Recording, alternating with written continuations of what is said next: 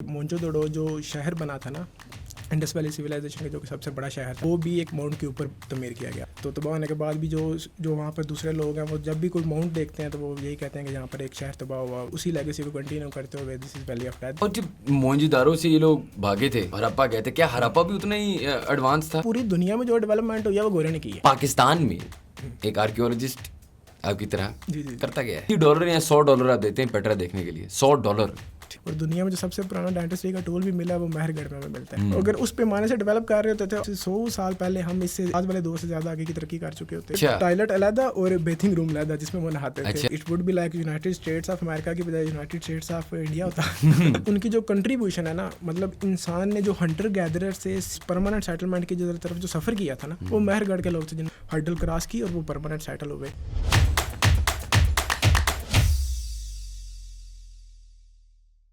Assalamualaikum everyone and welcome to another episode of How Does It Work, a podcast by Pro Pakistani.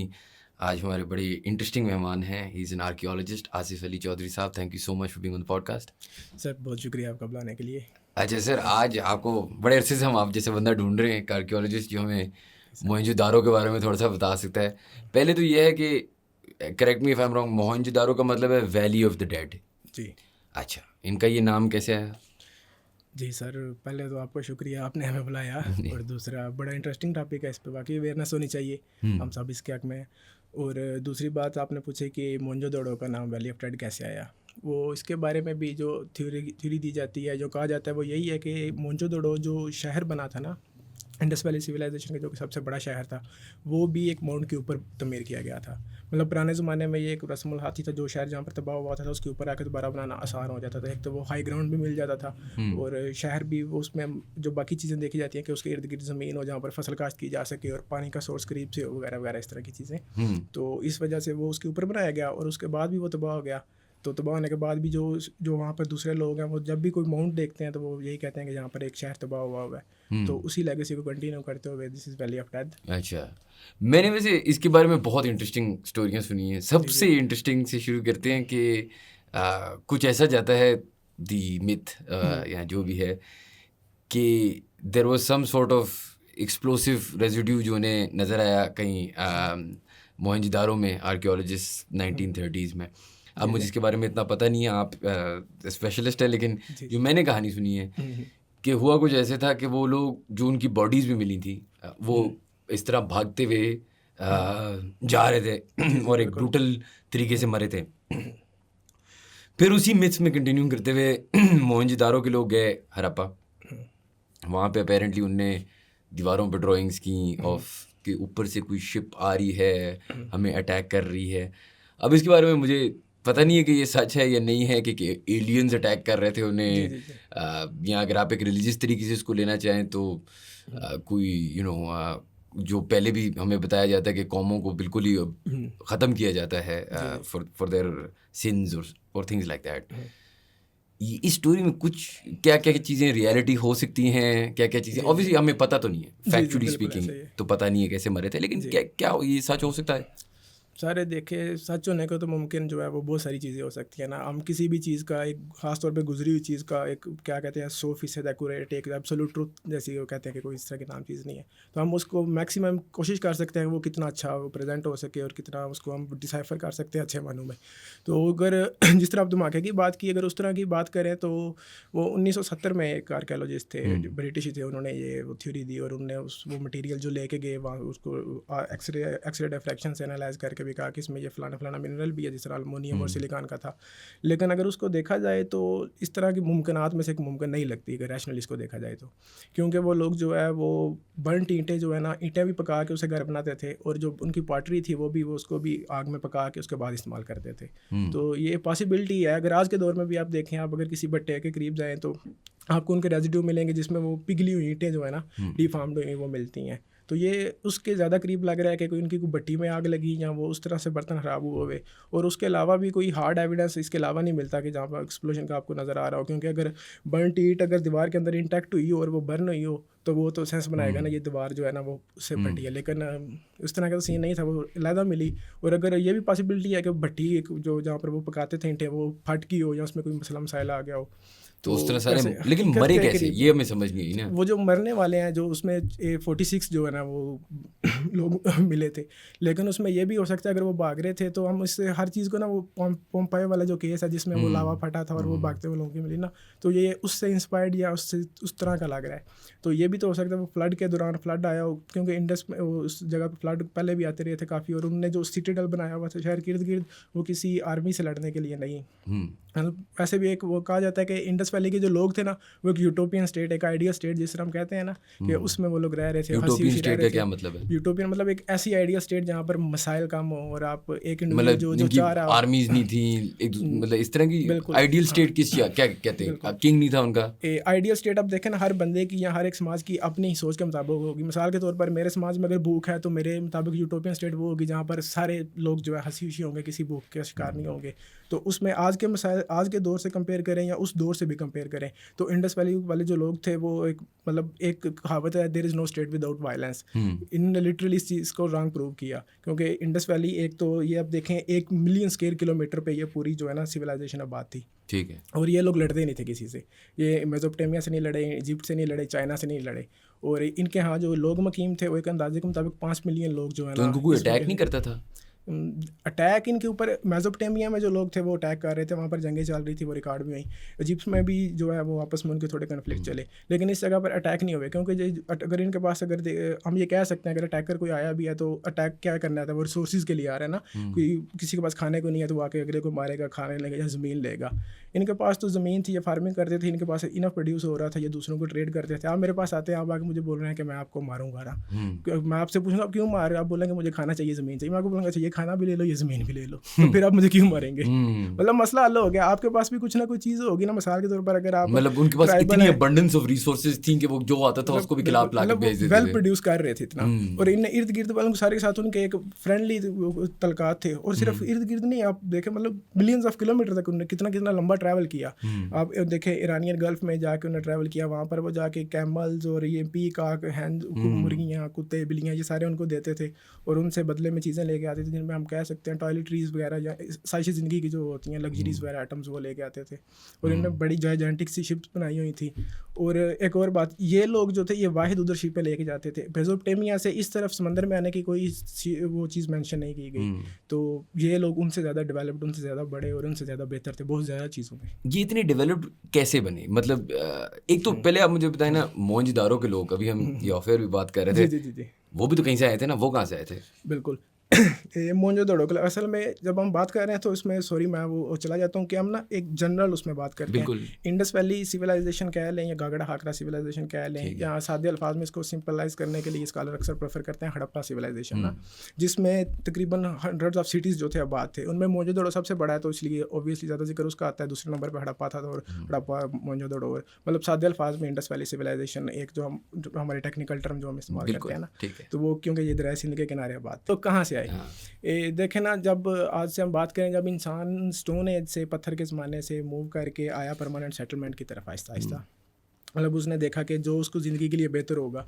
अभी जब वो stone age में रह रहा था तो वो गारों में रहता था, पत्थर इस्तेमाल करता था, एक दिन शिकार करता था, अगले हफ्ते उसको खाना नहीं मिलता था, और उसको जानवरों से प्रोटेक्शन के लिए भी, ये अपने बच्चों को भी उसने प्रोटेक्ट करना है और उसको एक कंटिन्यूसली एक मेहनत करनी पड़ती थी। तो ये उनने आहिस्ता से जैसी वो तरक्की में देखे, इंसान ने डिस्कवरीज करना शुरू की, क्या कहते हैं हिट एंड ट्रायल और ट्राई ट्राई अगेन वाला जो है ना, उसने एक चीज़ इस्तेमाल की, उससे सीखा, अच्छा ये तो इससे किया जा सकता है। उसने एक पत्थर काटा, उसने बोला अच्छा इसको तो मैं ब्लेड की तरह भी तराश के इसको और बेहतर तरीके से इस्तेमाल कर सकता हूँ। इसी तरह उन्होंने कहा कि हम ये फसल जो है तो हम क्यों ना इसको अपनी मर्ज़ी के मुताबिक काश्त करें, और जानवरों को वो क्या कहते हैं दूध के लिए, गोश्त के लिए, वो जानवर जो लेस अग्रेसिव है, जिन्हें ट्रेन किया जा सकता है, उनको डोमेस्टिकेट करके हम इसमें लेके आए। तो हमारे यहाँ साउथ एशिया में भी और काफ़ी ज़्यादा जगहों पे कहा जाता है कि पूरे इंडस साउथ एशियन रीजन में जो सबसे पहली परमानेंट सेटलमेंट थी ना, जहाँ पर लोग आए, वो वहाँ पर आकर उन्होंने एक घर बनाया, गारनुमा की शक्ल बनाई, और वहाँ पर उन्होंने रहना शुरू किया। उनके आगे नस्लें आई, एक मतलब एक कम्यूनल सिस्टम जो है ना, एक गाँव की तरह का निज़ाम वो बनाया। वो सबसे पहले हुआ था महरगढ़ के नाम से। 1970 में हमारे फ्रेंच मिशन था आर्कियोलॉजी का, वो बलूचिस्तान में सर्वे कर रहे थे, तो उन्होंने ये जगह डिस्कवर की एक सरदार की, जो इलाके के सरदार उनकी मदद से। तो वो सबसे पहले वो लोग थे जो सेटल हुए। अभी वो लोग कहाँ से आए? अभी देखें इस हीथर में भी लोग तो आबाद थे बड़े बड़े ज़्यादा अरसे से ना, स्टोन एज के भी दौर में आबाद थे। कुछ कहते हैं होमो इरेक्टस सबसे पहले आया, मतलब हम 3 मिलियन साल पुरानी बात कर रहे हैं। उस वक्त से लोग आबाद थे, किसी किसी छोटी छोटी जगहों पर रह रहे थे ना, कोई छुप के रह रहा है इस तरह से। जब उन्होंने घर बनाए सबसे पहले वो महरगढ़ में आए। तो महरगढ़ जो है वो तकरीबन 10,000 साल पुरानी बात है। तो उस वक्त भी उनके साथ से दरिया गुजर रहा था। तो उससे पहले आइस एज भी थी, मतलब पानी का जो साउदर्न रीजन है, आज हम देखें तो ये हमें ज़रा रेगिस्तान की तरह लगता है, यहाँ पर प्रोडक्शन नहीं हो रही इतनी ज़्यादा ना। अभी हम पंजाब की तरफ जो है ये हमारा सरसब्ज़ है, क्योंकि इसमें वो दरिया गुजर रहे हैं, पानी वाफर मकदार में आ रहा है। तो उस दौर में आज से 10,000 साल पुराना जो साउदर्न रीजन था वो ज़्यादा हरा भरा और आबाद था, वहाँ की ज़मीन जरहेज़ थी, वो प्रोड्यूस ज़्यादा कर रही थी। तो ये महरगढ़ के लोग थे जिन्होंने परमानेंट सेटलमेंट की, और ये उन्हीं की सॉर्ट ऑफ लेगेसी थी कि जो उन्होंने आगे कंटिन्यू किया। और आगे बाद में रिसोर्सेज जो थे वो दरिया सिंध के किनारे ज़्यादा वाफर मकदार में मौजूद हो गए। तो हम एक क्या उसको कहते हैं हाइपर मॉडर्न पर्सपेक्टिव से ये कह सकते हैं, मतलब दोनों की कंट्रीब्यूशन थी। उधर पहले भी कुछ लोग रह रहे होंगे और यहाँ से भी कुछ लोग जाकर उन्होंने आपस में इंफॉर्मेशन शेयर की, चीज़ें शेयर की, और उन्होंने मिल बैठ के एक डिसीजन लिया कि अच्छा ये चीज़ अच्छी हो सकती है, इससे हम ज़्यादा ग्रो कर सकते हैं। तो उन्होंने मिल बांट के जो है एक सिविलाइजेशन की एक बुनियाद रखी। और हाँ, ये बड़ी वेल प्लान थी। आज के दौर में भी, अभी 2023 में हम रह रहे हैं, तो दुनिया के एक मेजर शहर हैं जो प्लान नहीं थे, उनका सिटी एक बहुत ही वेल प्लान था। मतलब उनकी गलियां सीधी थी, हर घर में इरिगेशन उनका बड़ा अच्छा था, मतलब अंडरग्राउंड उनके वो पूरे सीवरेज का निज़ाम था। हर घर में अलहदा टॉयलेट था उनका, और टॉयलेट अलहदा और बेथिंग रूम अलहदा जिसमें वो नहाते थे। हाँ, और ये बड़ी इंटरेस्टिंग सी बात है। देखें ना, आज से 5,000 साल पुराना बात है, और वो घर के अंदर टॉयलेट में एक बंदा, उनने सीढ़ियाँ बनाई थी, मतलब शावर का निज़ाम नहीं था। एक बंदा ऊपर से खड़ा होकर दूसरे बंदे के ऊपर पानी डालता था और वो उसमें शावर लेता था। और उसका जो फ्लोर था वो स्लाइटली टिल्टेड होता था, और वो नीचे जो है कैनाल में जाता था, और कैनाल उसको बाहर मेन कैनाल में कनेक्ट करके, और मेन कैनाल जो है उसको बाहर लेके जाती थी। और जब मोहनजोदारो से ये लोग भागे थे, हड़प्पा गए थे, क्या हड़प्पा भी उतना ही एडवांस था?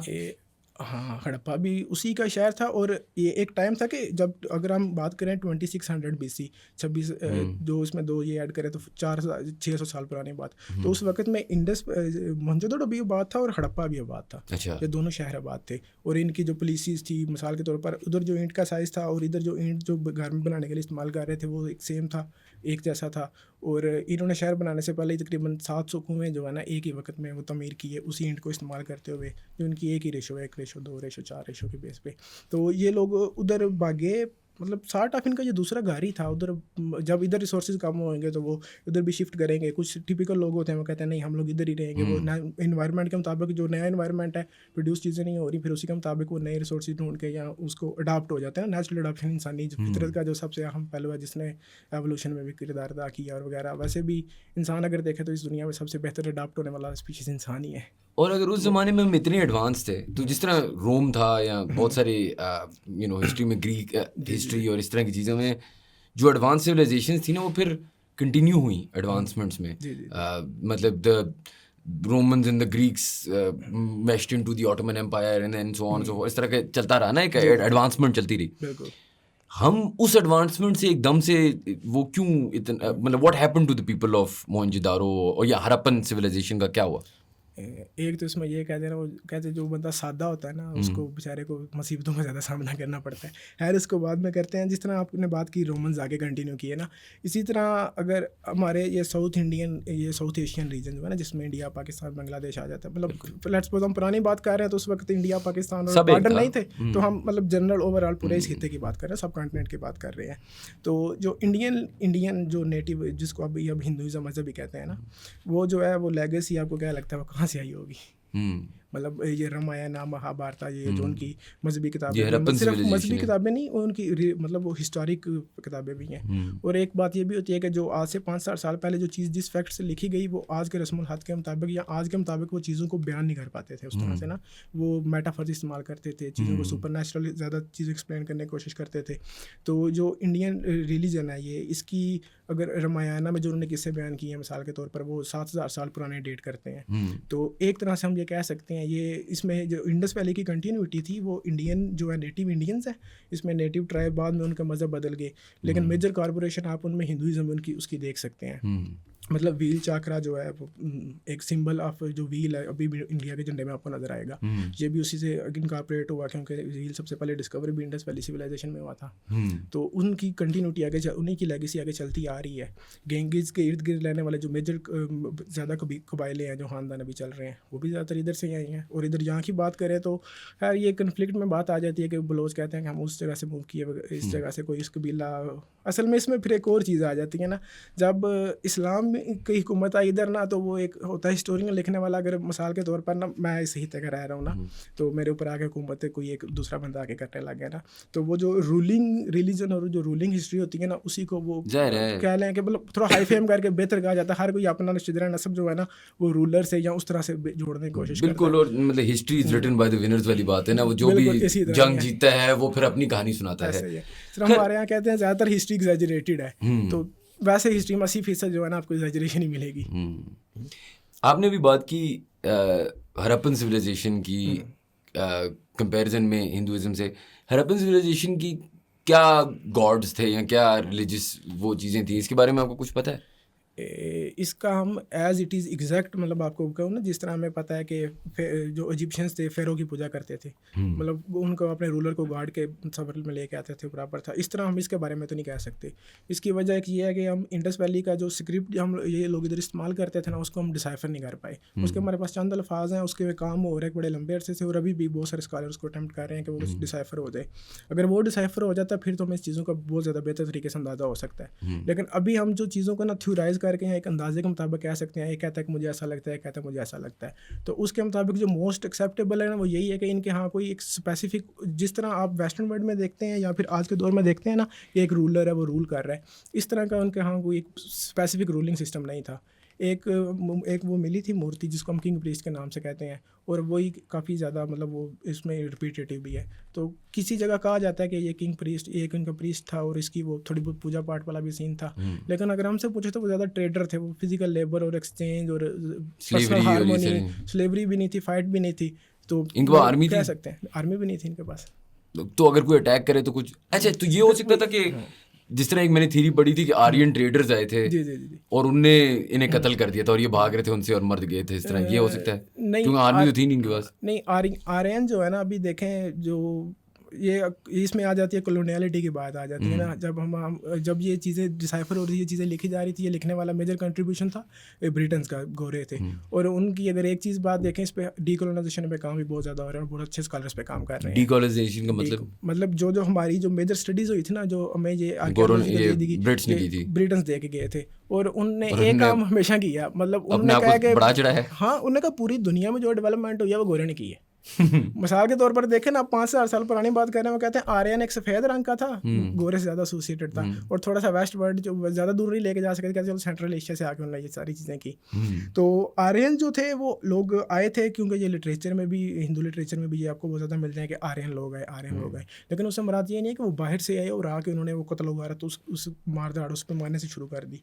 वो ये भी हो सकता है छोटे पैमाने पर आए, आके कुछ लोगों को उनको मारना भी पड़ा, कुछ थोड़ी बहुत लड़ाई हुई भी, लेकिन मेजॉरिटी अभी जो है इस बात में मुतफिक नहीं है कि आर्यन इन्वेजन हुई थी और आके उन्होंने सरेआम कत्ल वारत की थी। क्योंकि हमें इस तरह का कोई बड़ा मैसेकर तो मिलता ही नहीं है। मतलब 46 ग्रेव्स जो मिलती हैं डेड बॉडीज़, वो ये जस्टिफाई तो नहीं करती कि आर्यन आई थी एक बड़े पैमाने पर आके पूरी सिविलाइजेशन को तबाह कर दिया। हाँ, अलबत्ता आर्यन जब आए थे तो उनके साथ से नई चीज़ें एसोसिएटेड थी। वो अपने साथ फौलाद लोहा जो है ना, आयरन लेके आए थे, जिसको बाद में फिर वो आयरन के हल वगैरह बनाने शुरू कर दी और उसके हथियार बना के तलवारें वगैरह बनना भी शुरू होगी। इनके दौर में ब्रोंज थी और वो उसको हथियार के तौर पर इस्तेमाल नहीं करते थे। तो आपको पर्सनली क्या लगता है, नॉट एज एन आर्कियोलॉजिस्ट, लेकिन वैसी एक कहानी के जरिए क्या हुआ था? सर पर्सनली अगर इंडस की डिक्लाइन की बात करें ना, कि वो लोगों के साथ क्या हुआ, तो उसमें एक दो नहीं, मतलब पहले थे कि कोई एक बंदा एक थ्योरी देता था, फिर उसी पे अटक रहता था, जिस तरह उन्हें आर्यन दी, उनका नहीं सिर्फ हुआ ही ये आर्यन की वजह से तबाह था। लेकिन इसमें बहुत ज़्यादा फैक्टर एक साथ काम कर रहे थे। एक पहली बात तो ये है कि गागड़ा हाका रिवर जो था ना, रावी से नीचे की तरफ थोड़ा साउथ की तरफ ही ना, वो एक दरिया बह रहा था।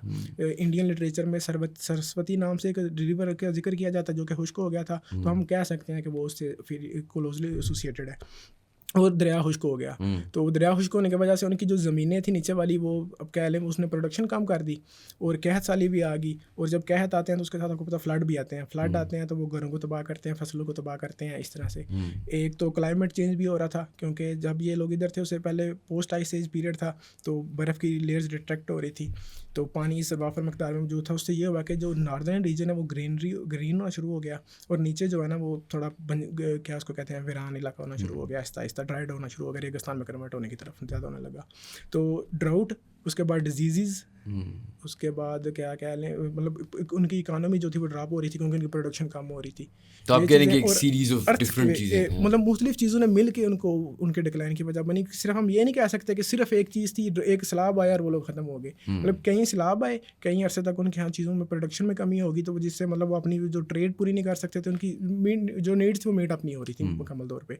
तो उस पर फिर उन्हें माइग्रेट करना पड़ा, छोड़ना पड़ा, और एक सिविलाइजेशन को जो है ना वो पूरी को ऑलमोस्ट खत्म होना पड़ा। और इनका कोई किंग रूलर जिस तरह फेरोज थे इजिप्ट में, उस तरह का कोई था? इस तरह का कोई एक स्पेसिफिक कैरेक्टर हमें मिलता नहीं। किंग प्रीस्ट को इससे क्लोजली एसोसिएट किया जाता है, लेकिन उसके बारे में भी थ्योरीज हैं कि वो क्या थी, he was just a priest.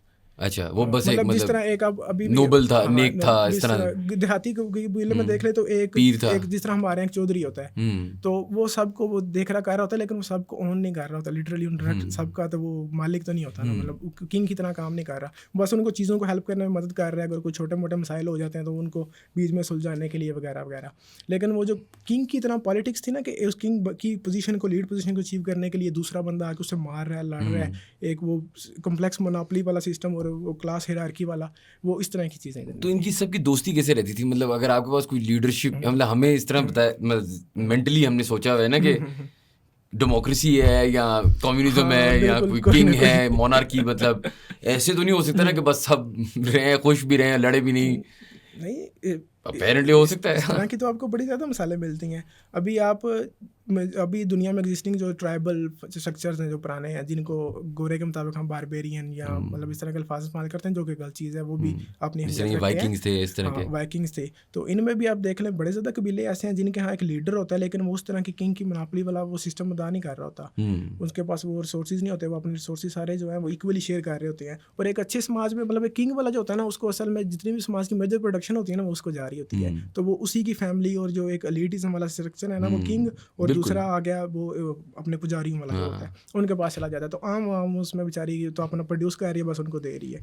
इधर अगर आम ज़्यादा खुश थी तो उनको किंग की क्या ज़रूरत है, उनकी सारी नीड्स पूरी हो रही हैं, आपस में वो सारा काम कर रहे हैं। एक ट्रेड का अलबत्ता ये नहीं कि उनके पास सिस्टम नहीं था, उनके पास बाकायदा सिस्टम होगा, लाजमी होगा, क्योंकि वो इतने बड़े पैमाने पर ट्रेड कर रहे थे, जिसमें वो सील्स आप देखते हैं हमें हर जगह पर मिलती हैं। तो उसके बारे में भी ये कहा जाता है, आइडेंटिफिकेशन के लिए उनकी भी हो सकती है, उनकी ट्रेड की कोई यूनिट भी हो सकती है, मतलब कुछ भी हो सकता है, लेकिन हम उसको एग्जैक्ट नहीं कह सकते। और हाइपोथेटिकली अगेन ऑब्वियसली मैं समझ रहा हूँ आर्कियोलॉजी बहुत फैक्चुअल चीज़ है, और इसी तरीके से हमें चीज़ें मतलब फॉर फैक्ट डिफाइन कर सकते हैं। लेकिन अज्यूम करें एक सेकंड के लिए कि यार नहीं आए फ्लड या एलियंस ने नहीं अटैक किया, जो भी कहानी है, जिंदा रह जाते, Harappan civilisation, Indus valley civilisation ख़त्म ना होता, जिस लेवल की एडवांसमेंट वहाँ पे चल रही थी, जिस तरह लोग बात करते हैं कि पिरामिड्स जो हैं, जो उनकी स्ट्रक्चर है, वो आज भी बनाना मुश्किल हो, उस ज़माने में तो पता नहीं कैसे उनने बनाया। क्या आपको कभी कभार लगता है कि यार उस ज़माने में लोग हम जितने ही एडवांस थे लेकिन मुख्तलिफ थे? मतलब ये है कि शायद उनके पास आज हम जिस चीज़ को टेक्नोलॉजी मानते हैं, आर्टिफिशियल इंटेलिजेंस, मोबाइल फ़ोन, जो भी इस तरह की चीज़ें, शायद उनके लिए टेक्नोलॉजी वाज डिफरेंट, लेकिन एज एडवांस्ड, और शायद वो ज़्यादा एडवांस्ड करते रहते। मतलब जो ये यूटोपियन स्टेट है, ये आजकल के ज़माने में अचीव करना तो बहुत मुश्किल है। तो where do you think they would have been now? अगर हम इंडस वैली सिविलाइजेशन ना ख़त्म होती और कंटिन्यू करती जाती, तो उस लेवल ऑफ एडवांसमेंट पे चलती, तो आपको क्या लगता है क्या होता? ये आपका बड़ा अच्छा सवाल है। देखें ना, मतलब ये तो एक वैसे भी फिलहाल हम वैसे हम एक इमेजिनेटरी बात कर रहे हैं कि कोई भी चीज़ होती है वो पैराडाइम शिफ्ट तो एटलीस्ट आनी होती है, क्योंकि हम इंसान एज ह्यूमन बीइंग हम सारे फैक्टर्स को एक साथ कंट्रोल नहीं कर सकते। मैक्सिमम कोशिश कर सकते हैं लेकिन वो कंट्रोल नहीं हो सकता। लेकिन खैर अगर बात भी करें, अगर वो आज एग्जिस्ट कर रहे होते तो आप कह लें, अगर मतलब अभी भी आप बात कर लें, अगर पाकिस्तान इंडिया अलहदा ना हुआ होता और ये सारी चीज़ें एक साथ होती, तो it would be like United states of America की बजाय यूनाइटेड स्टेट्स ऑफ इंडिया होता। और जिस पैमाने पे वो तरक्की कर रहे थे, डेवलप्ड थे, मतलब उस दौर में भी वो दुनिया की सबसे ज़्यादा डेवलप्ड नेशंस में, डेवलप्ड उसमें थे। मतलब इनके हाँ वो मोनोपोली भी नहीं चल रही थी। और अब इनका सिस्टम भी एक, हमारे वो एक थ्योरिस्ट ने कहा था कि ये जिस तरह यूनाइटेड नेशंस नहीं है, इनका इंडस वैली सिविलाइजेशन का यूनाइटेड फेडरेशन की तरह के काम कर रहे थे। मतलब इनकी कौंसल्स की तरह थे, वापस में उनके एक एक रिप्रेजेंटेटिव बैठते थे और इकट्ठे बैठ के मामले को सुलझाते थे, कोई भी मसला मसाइल होता था। तो हाँ, अगर वो आज वो लोग होते तो ऑब्वियसली हम कह सकते हैं कि वो दुनिया की सबसे डेवलप्ड नेशन में होता। और जो डेवलपमेंट में हमें जो गैप्स है, जिस तरह यूरोप में डार्क एजेस आई, हमारे यहाँ साउथ एशिया में तो डार्क एजेस उस तरह से नहीं थी, क्योंकि इस हर दौर में भी चल रही है, थोड़ी थोड़ी डेवलपमेंट पाकिस्तान में तो डार्क एजेस शायद आजकल है। ये भी आप कह सकते हैं। लेकिन हमारे यहाँ डार्क एजेस यही हुई थी कि बाहर से हमलावर आते थे और वो पूरी पैराडाइम शिफ्ट जो है ना वो चेंज हो रही थी। कभी एक के पास रूल जा रहा है, दूसरे के पास रूल जा रहा है, तो इस वजह से इनकी कमी आई। अगर उस पैमाने से डेवलप कर रहे होते थे आज से कोई अब कुछ 100 साल पहले, हम इससे इस आज वाले दौर से ज़्यादा आगे की तरक्की कर चुके होते। और शायद क्या पता वो पावर डायनामो वाला सिस्टम ही चेंज हो जाता, वो पूरी दुनिया को ही वो न्यूट्रलाइज कर देते कि मतलब आप नो फाइट, नो वायलेंस, इस तरह की चीज़ें ख़त्म कर दो, बस ट्रेड करो, सारे अपना अपना खाओ पियो, याशी करो। और पाकिस्तान में मतलब मोहनजोदारो बहुत फेमस है, टेक्सला टू सम एक्सटेंट, इस तरह की 2-3 और जगहें हैं। कोई ऐसी जगह है जिसके बारे में हम इतना सुनते नहीं है, लेकिन बहुत from N archaeological stand point बहुत इंटरेस्टिंग जगह है पाकिस्तान की? मैं जैसा खुद भी एक प्री हिस्टोरियन हूँ, तो उसके लिए ये वाकई है महरगढ़ का, जिस थोड़ी देर पहले हम जिक्र कर रहे थे।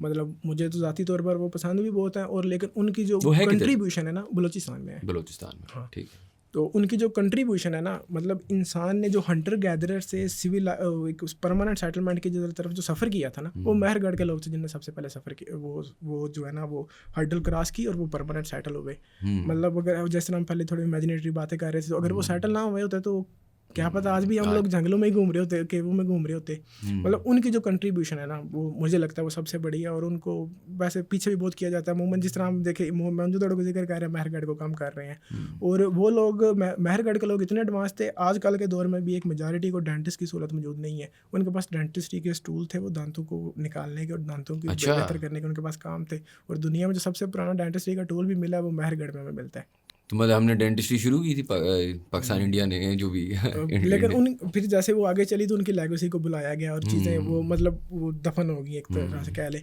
फिर अभी जब दोबारा हमने 20वीं सदी में आके खुदाइयाँ शुरू की और हमें चीज़ें पता चला वो अच्छा हमारे इंसेस्टर तो डेंटिस्ट्री भी करते रहे थे आज से 10,000 साल पहले। आपको लगता है कि आर्कियोलॉजी या इस तरह पाकिस्तान की हिस्ट्री सही से प्रोटेक्ट हो ही जा रही है? हम अनफॉर्चुनेटली, मैं अभी रिसेंटली जॉर्डन गया हुआ था, एक जगह है पेट्रा, उधर गया। जी जी जी, बहुत बहुत यूनिक जगह थी, बहुत खूबसूरत। मुझे इस तरह की जगह जाने का वैसे बहुत शौक है। सही। रोम आप जाएं, इस तरह की डिफरेंट जगह जाएं, obviously Egypt being a big one as well. हम ना यहाँ पे हिस्टोरिकल टूरिज्म प्रमोट हो रही है ख़ास, कितने लोग मोहनजोदारो गए हुए हैं, कितने लोग हड़प्पा गए हुए हैं, मतलब टेक्सला एक फील्ड ट्रिप पे चले जाते हैं शायद। ऐसा ही है, एक अभी भी अब तकरीबन एक मेजॉरिटी आबादी को पता ही नहीं होगा कि ये चीज़ें में एग्जिस्ट करती थी। हमारी किताब में अब देखे, जब बचपन से मैंने स्कूल में हमने हिस्ट्री पढ़ना शुरू की तो हमें बताया गया था, सबसे पुरानी चीज़ जो मुझे याद है बताई गई थी कि 712 में मोहम्मद बिन कासम आए। उससे पहले की हिस्ट्री अगर बात करें तो एक जगह एक लफाज में था कि इस हिस्से में जो है ना एक मोहनजोदड़ो एक शहर था जहाँ पर 5,000 साल पहले ना व्हील डिस्कवर हुआ था, पहिया जो साइकिल वो जो व्हील है वो डिस्कवर हुआ था। उससे पहले नहीं बताया गया। उसमें अभी स्टेट की भी बहुत सारी चीज़ें आ जाती हैं और भी बहुत सारे मसाइल आ जाते हैं। अभी इस तरह की चीज़ें पढ़ाने में वो कहते हैं जी आवाम को कंट्रोल करना और वो बाकी चीज़ों में खराब होगा, सारी चीज़ें नहीं बताई जा सकती क्योंकि वो नॉन मुस्लिम थे, काफिर थे, बुत परस्त थे, जिसमें हिंदू भी थे, बुद्धिस्ट भी थे, पुराने भी थी।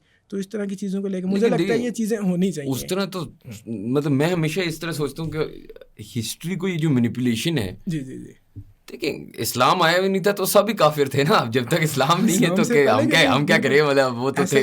हम जिस तरह मैं कभी कभार सोचता हूँ ना कि वो जो फैसिनेशन विद दी वेस्ट इसलिए आपकी ज़्यादा है बिकॉज वो फिर अपनी हिस्ट्री बेचते भी हैं, दिखाते हैं। कितने लोग हैं जो ग्रीस जाते हैं, एथेंस जाते हैं, रोम जाते हैं, जिस तरह अभी मैंने बात की पेट्रा जाते हैं, कायरो जाते हैं, दुनिया जहाँ में चीज़ें देखने जाते हैं। हम उन चीज़ों को छुपाते हैं। या जिस आपने मेहरगढ़ की बात की, मुझे उसके बाद मैंने आज तक इसके बारे में सुना नहीं है आपसे पहले। इसके बाद थोड़ा गूगल रिसर्च करेंगे लेकिन इसके बारे में देखी भी नहीं है ना चीज़ें। और इनको प्रिजर्व भी तो सही से नहीं किया जा रहा ना। मैंने कोई एक कहानी सुनी थी, खैर आप मुझे करेक्ट करना अगर मैं गलत हूँ, कि बिलावल भुट्टो जरदारी साहब की कोई बर्थडे हुई थी मोइंजदारों में, और उन्होंने कुछ दिन गाड़ियाँ चलाई थी उधर अंदर, पता नहीं क्या कुछ चीज़ें चल रही थी। हम प्रोटेक्ट करते हैं as an archaeologist, are we protecting the natural मतलब the historical sites of Pakistan? Sir हम आर्कियोलॉजिस्ट जो हैं, मतलब हम तो उस फील्ड के हैं, तो हम तो ज़ाहिर बात है हमारी तो ख्वाहिश होती है कि हम चीज़ों को प्रोटेक्ट करें, और कुछ तो इतने होते हैं, कुछ चीज़ें ऐसी भी होती हैं कि हमें उनसे डाटा मिल रहा होता है, लेकिन हम उसको कहते हैं कि वो प्रोटेक्टेड है नेचुरली, तो हम उसको ज़्यादा छेड़ेंगे नहीं और उसको ज़्यादा भी नहीं करेंगे। मतलब फील्ड से हम अगर एक्सकवेट करते हैं तो हम ज़्यादा चीज़ें उसमें से निकालते नहीं है, सिर्फ उतनी निकालते हैं जिसको हम वो उसको मैक्सिमम यूज़ करके उससे मैक्सिमम इन्फॉर्मेशन ले सकें। तो प्रोटेक्शन पे बातें तो होती हैं, सजेशन भी बहुत होती हैं, हमारी लाइब्रेरीज पड़ी हुई हैं प्रोटेक्शन पे, सजेशन दे दे के थीसिस भी, लेकिन वो डिपेंड हो जाता है ना, इंस्टीट्यूशन स्ट्रांग नहीं है। वैसे भी 2010 की अमेंडमेंट के बाद अभी मोइंजोदड़ो की बात हो रही है तो उसी पे करें। 1970 के कॉन्स्टिट्यूशन में जो है ना, वो उनके लॉ में था कि उसके इंडस के एक स्पेसिफिक हिस्से तक आप कोई फसल वगैरह काश्त नहीं करेंगे, क्योंकि वहाँ पर चावल की फसल काश्त करते थे, जिस वजह से एक नेशनल अपनी हमारी लेगेसी या हेरिटेज है वो ख़राब होने की वजह से वो बिल में आ गया कि उसको पास नहीं करेंगे। लेकिन 2010 में जब दोबारा नई अमेंडमेंट आई, 18th अमेंडमेंट, उसमें जो है ना, जो मेजर राइट होल्डर्स थे वो सिंध की प्रोविजनल गवर्नमेंट हो गई और वो कल्चरल हेरिटेज स्टडीज़ वालों को दे दिया गया। तो अभी पिछले दिनों सुनने में आ रहा था वो इर्द गिर्द जो है वो दोबारा फसलें भी काश्त कर रहे हैं, और अभी फ्लड की वजह से ये यूनेस्को की हेरिटेज लिस्ट में भी निकलने वाला है, इसी वजह से, क्योंकि उसको प्रिजर्व नहीं किया जा रहा अच्छे तरीके से, और वो डीकम्पोज हो के जो चीज़, हालांकि अगर वो मिट्टी के अंदर थी वो ज़्यादा प्रिजर्व थी, हमने उसको निकाला ऊपर से, खोदा है उसको छोड़ दिया और अभी वो ज़्यादा जल्दी ख़राब हो रहा है। और एक अच्छी बात ये भी, बुरी भी है और अच्छी भी है, कि मोइंजोदड़ो का हमने सिर्फ 1/3 एक्सकेवेट किया है, और टोटल 240 हेक्टर्स में मुश्तमिल है, और उसका एक छोटा सा पार्ट सिर्फ एक्सकेवेट हुआ है। और अगर इसका ज़्यादा पार्ट एक्सकेवेट होता है, पता हम उसके बारे में जिस तरह पूछ रहे थे किंग वाला स्ट्रक्चर और उनके बाकी जो छोटे छोटे आम जिंदगी के रोज़मर्रा की जो चीज़ें, या कि शायद एलियंस थे वहाँ पे, एलियंस वाला है थोड़ा सा वो, लेकिन जो 2/3 अगर हमने नहीं एक्सकेवेट किया, obviously there is a lot more जो हम सीख सकते हैं। बिल्कुल ऐसा ही है। लेकिन अगर जितना उस वक्त की ज़रूरत के मुताबिक जितनी इन्फॉर्मेशन हमें चाहिए थी ऑलमोस्ट उतनी हमने वो पता चल गई। मतलब इसके बारे में आप देख रहे, हम बता रहे हैं, वहाँ पर पब्लिक बाथ था, बड़ा सा गार्नरीज थे, वो स्टोरेज हाउसेज थे, उनके डबल स्टोरी मकान थे जिसमें हवादार थे, बहुत ज़्यादा गलियाँ बिल्कुल सीधी थी, ऑलमोस्ट एक ग्रिड पैटर्न पे घर बना हुआ था। और यहाँ तक था उनकी जो अभी भी हम देखें तो अक्सर दरवाज़ा, हम गली में अगर रोड पे घर है तो हम गली की तरफ दरवाज़ा लगा देते हैं ना, जिस वजह से धूल आने का और शोर बहुत ज़्यादा आता है। वो लोगों ने इतना प्लान किया हुआ था, वो जो गली के जो मेन गली है ना, अपने घर का दरवाज़ा अंदर की एक छोटी गली निकाल के उसमें निकालते थे ताकि धूल मिट्टी और शोर शराबा कम आए। अच्छा सर, मैं आपका ज़्यादा और टाइम लूँगा, थैंक यू, आपने बड़ा हमें टाइम भी दिया। एक आखिरी सवाल है बस। जी। मैं जो बच्चा था ना, आपने पता नहीं फिल्म देखी नहीं देखी, इंडियाना जोन्स एक फिल्म आई थी। हाँ, मैंने भी वही मैं एक आर्कियोलॉजिस्ट बनना चाहता था, वो टोपी पहनता था, पता नहीं लोगों को कत्ल करता था और जाके पता नहीं पेट्रा में गोल्ड ढूंढ लेता था। अब जाहिर है ये तो एक फिल्म है, मुझे समझ आती है, और मुझे ये भी पता है कि बाहर ऐसे मुल्कों में एक्सकवेशन ज़्यादा होती हैं, चीज़ों की स्टडी ज़्यादा होती है, फॉसिल्स की भी स्टडीज होती हैं। इसके पाकिस्तान में एक आर्कियोलॉजिस्ट आपकी तरह करता क्या है? सर आर्कियोलॉजिस्ट करता क्या है, हम लोग मतलब आर्कियोलॉजिस्ट को जो सादा से अल्फाज में अगर एक्सप्लेन करें तो is the reconstruction of history. बिल्कुल, मतलब हम साइंटिफिकली स्टडी करते हैं हिस्ट्री को, एक हिस्ट्री जो लिखी गई है ना उसको रिकन्स्ट्रक्ट करते हैं कि उसमें हकीकत कितनी है, और जो अनडिस्कवर्ड फैक्ट्स हैं जो हिस्ट्री में खो चुके हैं या बुलाई जा चुके हैं, हम उसको दोबारा सामने लेके आते हैं। लेकिन आपको ये जो ग्रांट्स या फंड्स या ये कहाँ से मिलते हैं? सर इसमें फिर ये इसी तरह से होता है, HEC के रिसर्च प्रोजेक्ट्स आते हैं। अभी भी मैं और मेरे सुपरवाइजर डॉक्टर मोइज़ हैं, हम एक साथ काम कर रहे हैं अपना गिलगित बल्तिस्तान में एक जगह है कारगा बुद्धा के नाम से, एक ऊंचा सा पहाड़ है, अगर आपको नहीं पता होगा तो उसमें बुद्धा की शक्ल कार हुई हुई है। और वहाँ से नीचे से इलीगल डिगिंग के थ्रू इंडियाना जोन्स वाली वो सीन है ना, वो आगे पाकिस्तान में इधर हुआ है। वहाँ पर एक हमें पता चला था कि उनको कोई गोल्ड शोल्ड मिल गए हैं कुछ इस तरह। सर अब बात तो सुने ना, उन्होंने गोल्ड से ज़्यादा उन्होंने जुल्म किया अपने साथ भी और बाकी सबके साथ भी। उसी के नीचे ना वहाँ पर लोगों बात है, और वहाँ पर अक्सर वो सोने की चीज़ें और इस तरह की चीज़ें मिलती हैं। तो इलीगल डिगर्स जो है ना वो जाके खुदाई वगैरह करते हैं। तो कुछ इलीगल डिगर्स थे वो वहाँ पे खुदाई कर रहे थे, उन्हें नीचे से एक मिली बुक। तो अभी वो मतलब इलिटरेट इलीगल डिगर्स हैं, वो सिर्फ सोना और चांदी और कोई चमकती हुई चीज ढूंढने के लिए मिलता है, कोई सोना चांदी वगैरह कुछ लोगों को मिला भी है, इसलिए तो खुदाइयाँ करते हैं। जाहिर है पागल दुनिया। अच्छा, वो सोने के लिए खुदाई कर रहे हैं, उन्हें सोना नहीं मिला, उन्हें एक बुक मिली। वो बुक अभी रात को गिलगित में आपको पता सर्दी बहुत होती है, और रात को कहीं बाहर ही थी, तो उन्होंने ऐसा किया, आग जलाने के लिए कुछ नहीं था, उन्होंने वो बुक जो है ना उसके पन्ने निकाल के जला के ना उसको चाय बनाने के लिए इस्तेमाल किया। और जब वो ब्लैक मार्केट में चीज़ों को बेचने के लिए गए ना, उस बुक का एक पन्ना मिला हुआ था, तो जो इलीगल वो डीलर जो भी था वो उन्हें कहता है यार ये बुक है, ये जो है ना ये मैं तुम्हें इस छोटे से पीस का ना कुछ लाख 5 लाख या समथिंग दूंगा।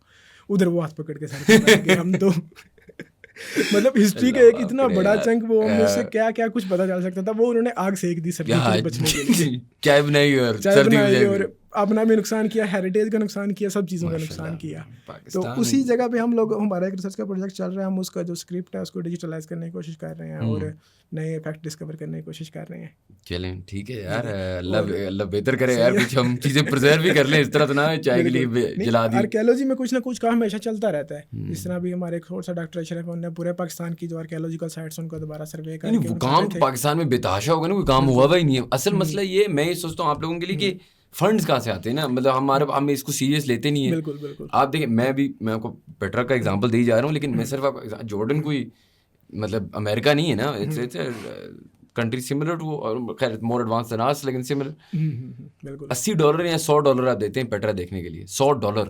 ठीक है, अच्छा खासा महंगा है। आप जब वो टूर लेने जाते हैं तो ये मुफ्त का नहीं होता, वो गवर्नमेंट बहुत पैसे लेती है और वहां से वो पैसे बनाती है, जिससे वो फिर और आर्कियोलॉजी करती है और चीजें और कंटिन्यू करते हैं ना। ठीक।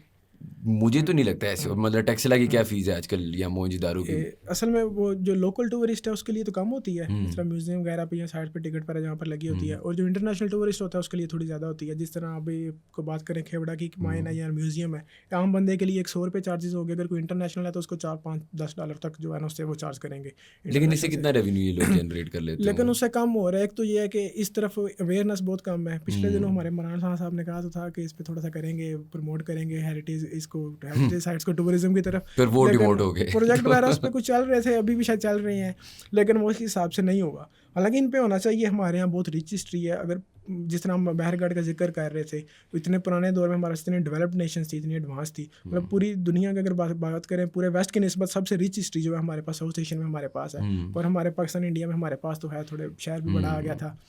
अच्छी चीज़ें हैं, इसकी वाकई होनी चाहिए, इसकी प्रमोशन होनी चाहिए, इसके बारे में अवेयरनेस होनी चाहिए, इसकी प्रिजर्वेशन होनी चाहिए। और जो फंड अभी आ रहे हैं वो कुछ आज तक department of archaeology and museology डोम जो है ना, गवर्नमेंट उनके पास आते हैं। उसके बाद ये क्या उसको कहते हैं, रिसर्च प्रोजेक्ट अनाउंस होते हैं, फिर उसमें हम प्रपोजल बना के अप्लाई करते हैं तो उसमें फ़ंड वगैरह आ जाते हैं। और जो दूसरा बड़ा चंक है, और पाकिस्तान में तो आर्कियोलॉजी में जो मेजर काम हुआ ना, जिस तरह मैं आपको बता रहा था, मुझे अपना मेहरगढ़ जो है फ्रेंच ने डिस्कवर किया, वो उनका आर्कियोलॉजी का मिशन चल रहा था उधर। फ्रेंच ने उधर पाकिस्तान में अच्छा सा काम किया। इटालियन का अभी भी शायद चल रहा है, मतलब KP के ऑलमोस्ट सारा उन्होंने एक्सकेवेट किया है और वो बड़े अरसे से इधर काम कर रहे हैं और अभी भी उनका कुछ काम चल रहा है। उसके बाद जर्मन जो हैं वो भी गिलगित में कुछ अर्सा पहले काम कर रहे थे। अमेरिकन ने बहुत काम किया हुआ है। तो ऑलमोस्ट फॉरनर्स ने बहुत ज़्यादा काम किया और अच्छी आसिया की इन्वेस्टमेंट की है। और इसलिए कहते हैं हमारा प्राइमरी डाटा भी तो अच्छा सा साथ ले गया ना। ये बात भी सही है। उससे पहले वाले ब्रिटिश ले गए, तो अब ये ले गए। जिस तरह मीम्स में चल रहा होता है ना, वो टॉम्स बड़े, वो अपने फेराज वाले क्या नाम है अपना, इजिप्शियंस पिरामिड्स, वो बड़े थे वरना वो भी उठा के वो बड़े थे वरना लेके नहीं जा पाते। बात तो सही है। अब बाकी अब देखें ना, हर सिविलाइजेशन के जो प्राइमरी डाटा है वो ऑलमोस्ट ब्रिटिश म्यूजियम में पड़ा हुआ है, सब कुछ। बिल्कुल, आप लंदन म्यूजियम जाएं, आपको दुनिया की हर चीज़ मिली, पूरी दुनिया को तो लूट गए अब भी। और वैसे वहाँ पे इतना फैसिनेटिंग है क्योंकि आप एक जाते हैं इजिप्ट की ज़्यादा चीज़, मतलब मैं इंडिया पाकिस्तान की ज़्यादा चीज़ें ब्रिटिश म्यूजियम में देखी थी, इस्लामाबाद से ज़्यादा, पाकिस्तान ज़्यादा, पाकिस्तान की किसी म्यूजियम से भी ज़्यादा आपको उधर मिलेगी। बिल्कुल बिल्कुल। चलें सर, मैं आपको और टाइम नहीं लेता। Thank you very much for being on the podcast यार। Thank you so much. Thank you guys for watching. और यार इंशाल्लाह हाँ, गिलगित की जगह let's go to Mohenjodaro and Taxila and historical sites. If you like the content, please do subscribe to our channel and we'll see you for the next podcast.